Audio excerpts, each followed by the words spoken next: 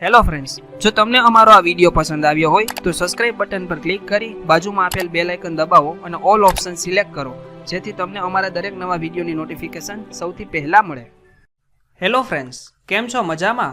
તો સ્વાગત છે તમારું યુટ્યુબ ચેનલની આ ડિજિટલ સિરીઝમાં, જેની અંતર્ગત રોજ ધોરણ 9 અને ધોરણ 10ના વિદ્યાર્થીઓ માટે ગણિત વિષયના વિડીયોઝ અપલોડ કરવામાં આવે છે. તો આજે આપણે જોઈશું ધોરણ 9ના ગણિત વિષયનું ચેપ્ટર નંબર 15, જેનું નામ છે સંભાવના. તો આ છે આ ચેપ્ટરનો ભાગ નંબર 3.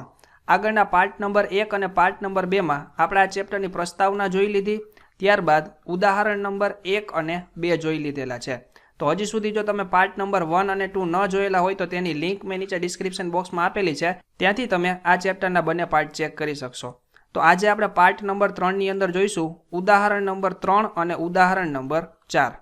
આ ઉપરાંત આપણી આ જે ડિજિટલ સિરીઝ છે તેની અંદર આપણે ધોરણ 9ના ઘણા બધા ચેપ્ટર્સ જેવા કે બહુપદીઓ, યામ ભૂમિતિ, રેખાઓ અને ખૂણાઓ, ત્રિકોણ જેવા ઘણા બધા ચેપ્ટરના સોલ્યુશન પણ જોઈ લીધેલા છે. તો તેની લિંક પણ નીચે ડિસ્ક્રિપ્શન બોક્સમાં આપેલી છે, ત્યાંથી તમે અન્ય ચેપ્ટરના સોલ્યુશનની લિંક જોઈ શકશો.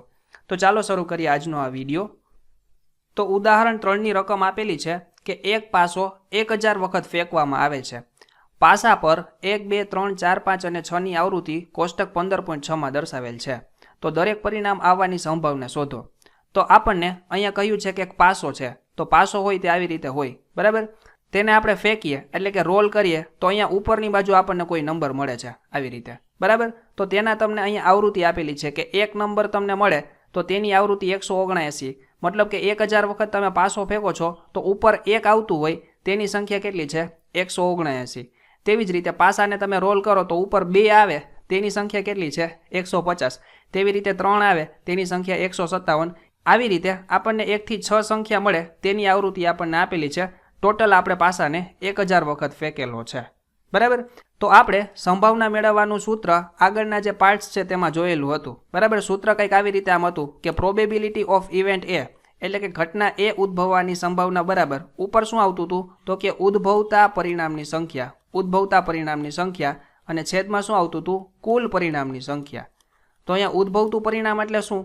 તો જુઓ, અહીંયા તમે પાસાને 1000 વખત ફેંકો છો ત્યારે ઉપર એક આવતું હોય, તો આપણે પાસાને ફેંકીએ અને ઉપર એક આવે તેની સંભાવના મેળવી હોય તો તેના માટે ઉદ્ભવતા પરિણામ કેટલા થાય? 179.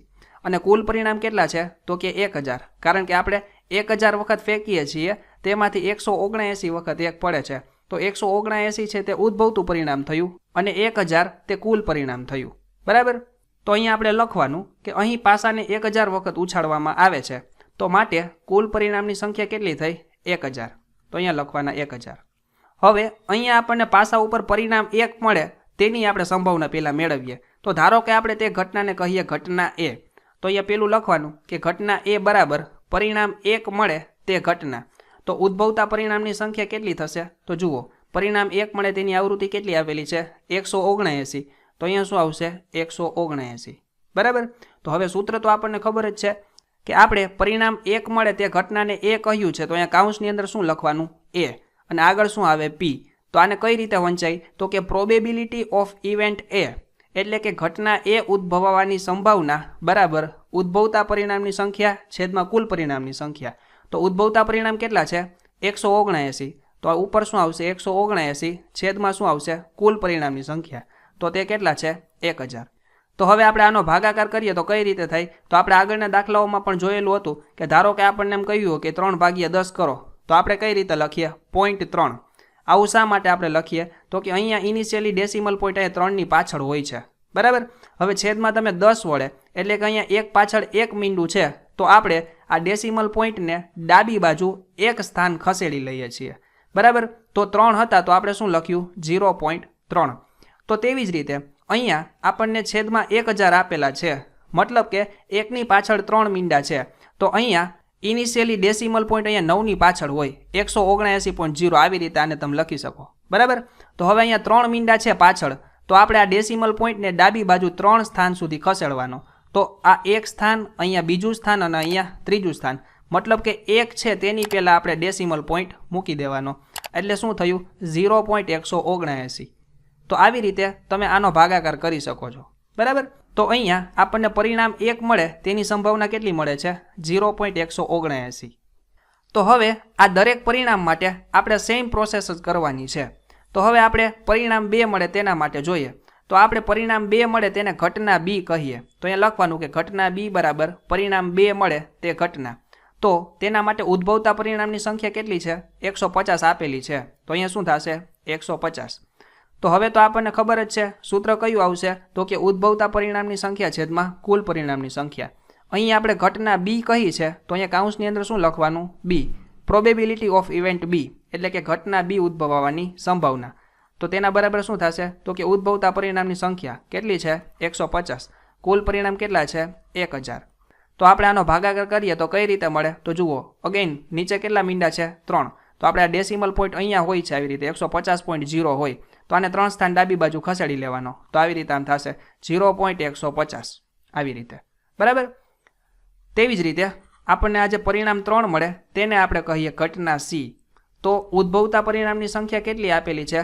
157. તો અહીંયા લખવાના 157. તો હવે સંભાવના માટેનું સૂત્ર શું થશે? ઉદ્ભવતા પરિણામની સંખ્યા છેદમાં કુલ પરિણામની સંખ્યા. અહીંયા ઘટના સી છે તો કાઉન્સની અંદર શું લખવાનું? સી. અહીંયા ટૂંકમાં જે તમે ઘટના નામ આપ્યું હોય તે અહીંયા લખવાનું. અહીંયા બી હોય તો અહીંયા બી લખવાના. ઘટના એ કહી હોય તો એ લખવાના. તો ઉદ્ભવતા પરિણામ કેટલા છે? 157. તો અહીંયા લખ્યા 157 છેદમાં શું આવશે? કુલ પરિણામ. તો કેટલા છે કુલ પરિણામ? 1000. તો અહીંયા 1000. તો શું થશે અહીંયા? 0.157. બરાબર. તેવી જ રીતે પરિણામ 4 મળે તેને આપણે કહીએ ઘટના ડી. તો તેના માટે ઉદ્ભવતા પરિણામની સંખ્યા કેટલી છે? 149. તો અહીંયા લખવાના 149. તો સંભાવના મેળવવાનું સૂત્ર ઉદ્ભવતા પરિણામની સંખ્યા કેટલી છે? 149 છેદમાં કુલ પરિણામની સંખ્યા કેટલા છે? કુલ પરિણામ 1000. તો અહીંયા લખવાના 1000. તો આનો ભાગાકાર કઈ રીતે થાય? 0.149. ડેસિમલ પોઈન્ટને 3 સ્થાન ડાબી બાજુ ખસેડવાનો. બરાબર. ત્યારબાદ પરિણામ 5 મળે તે ઘટનાને આપણે કહીએ ઘટના ઈ. તો તેના માટે ઉદ્ભવતા પરિણામની સંખ્યા કેટલી છે? 175. તો અહીંયા લખવાના 175. તો સંભાવના મેળવવાનું સૂત્ર શું થશે? પ્રોબેબિલિટી ઓફ ઇવેન્ટ ઈ બરાબર ઉદ્ભવતા પરિણામની સંખ્યા છેદમાં કુલ પરિણામની સંખ્યા. તો ઉદ્ભવતા પરિણામ કેટલા છે? 175. અને કુલ પરિણામ કેટલા છે? 1000. તો અહીંયા લખવાના 1000. તો ભાગાકાર કેટલો થાય? 0.175. ડેસિમલ પોઈન્ટ 3 સ્થાન ડાબી બાજુ ખસેડી લેવાનું. અને તેવી જ રીતે છઠ્ઠી ઘટના મતલબ કે પરિણામ નંબર 6 મળે તેને આપણે કહીએ ઘટના એફ. તો તેના માટે ઉદ્ભવતા પરિણામની સંખ્યા કેટલી છે? 190. તો ઘટના એફ ઉદ્ભવે તેની સંભાવના કેટલી થશે? તો કે ઉદ્ભવતા પરિણામની સંખ્યા છેદમાં કુલ પરિણામની સંખ્યા.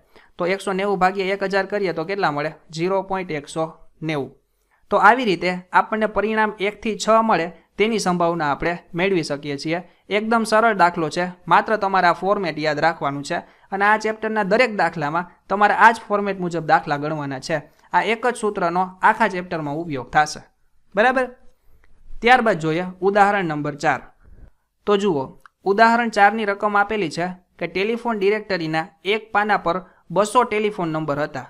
કેટલા ટેલિફોન નંબર? 200. તો આ 200 છે આપણા માટે શું થયું? કુલ પરિણામની સંખ્યા. બરાબર.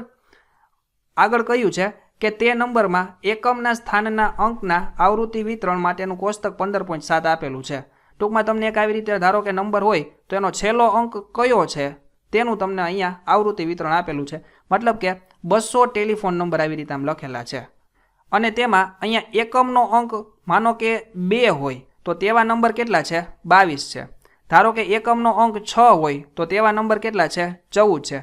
તો આવી રીતે 0 થી 9 સુધી પાછળ નંબર આપેલા હોય તેની તમને આવૃત્તિ આપેલી છે.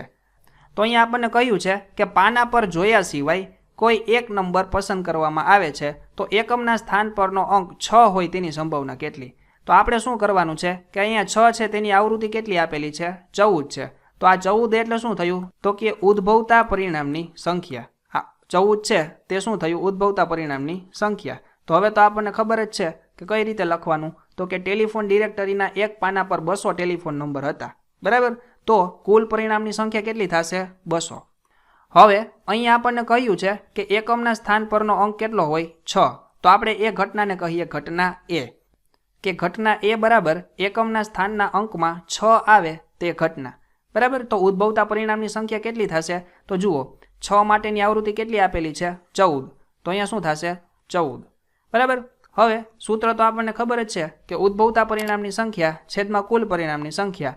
અહીંયા આપણે ઘટના એ નામ આપ્યું છે તો અહીંયા શું લખવાનું એ. તો ઉદ્ભવતા પરિણામ સંખ્યા કેટલી છે 14, કુલ પરિણામ કેટલા છે 200. બરાબર. તો હવે આપણે આના છેદ ઉડાડવાના થશે. તો આપણે આના છેદ કઈ રીતે ઉડાડી શકીએ? તો જુઓ, ડાયરેક્ટલી આપણે છેદ ન ઉડાડે. આપણે અહીંયા શું કરી શકીએ? તો જુઓ, અહીંયા 200 આપેલા છે અને અહીંયા 14 આપેલા છે. તો આપણે પહેલાં બંનેને 2 વડે ભાગીએ. તો તમે આને આમ લખી શકો ને 7 ગુણ્યા 2, અને 200 હોય તેને કઈ રીતે લખી શકાય? 100 ગુણ્યા 2. તો 2 કેન્સલ કરી શકો તો કેટલા મળે? 7/100. આવી રીતે મળે. તો હવે તો આપણને ખ્યાલ જ છે કે 7/100 હોય તો અહીંયા કેટલા મીંડા છે? એક પાછળ 2 મીંડા છે. તો ઇનિશિયલી ડેસિમલ પોઈન્ટ ક્યાં હતો? 7ની પાછળ. તો હવે આપણે 2 સ્થાન આગળ ખસેડી લેવાનો. તો એક સ્થાન અને બીજું સ્થાન, એટલે કે આ જગ્યાએ ડેસિમલ પોઈન્ટ આવે. તો અહીંયા ભાગાકાર કરો તો શું થશે? 0.07. તો અહીંયા આપણે લખવાનું કે 0.07.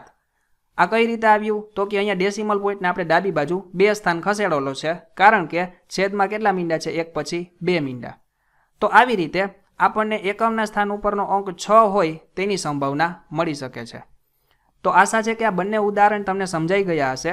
તો આવી જ રીતે દરેક પ્રકારના દાખલાનું ડિજિટલી સોલ્યુશન મેળવવા માટે જરૂરથી સબસ્ક્રાઇબ કરો આ યુટ્યુબ ચેનલને, જેથી દરેક નવા વિડીયોની નોટિફિકેશન તમારા સુધી સૌથી પહેલાં પહોંચે. Thank you.